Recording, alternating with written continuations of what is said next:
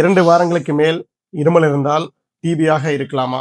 கட்டாயமாக 2 வாரங்களுக்கு மேல் இருமல் இருந்தால், தொடர் இருமல் இருந்தால் டிபியாக இருக்கிறதுக்கு வாய்ப்பு நிறைய இருக்கு. நிறைய பேஷண்ட் 2 வாரங்களுக்கு மேல் தொடர் இருமல் இருக்கும்போது கட்டாயமாக மருத்துவரை அணுகி தேவையான டெஸ்ட்டுகள் எக்ஸ்ரே, சளி டெஸ்ட் இந்த மாதிரி எடுத்து டாக்டர் பார்த்து நம்ம கன்சல்ட் பண்ணி டிபியா இல்லையா அப்படிங்கிறத உறுதிப்படுத்தி நிறைய sugar patient, cancer patient, kidney failure patient, alcohol நிறைய எடுத்துட்டு இருக்கிறவங்க இவங்களுக்கெல்லாம் 2 வாரங்களுக்கு கீழே இருமல் இருந்தாலும் கூட டிபியா இருக்கிறதுக்கான வாய்ப்புகள் இருக்கு. உடனடியாக உங்க டாக்டர் அணுகி டெஸ்ட் எடுத்து பார்த்து டிபியா இல்லையா அப்படிங்கிறத கன்ஃபார்ம் பண்ணணும்.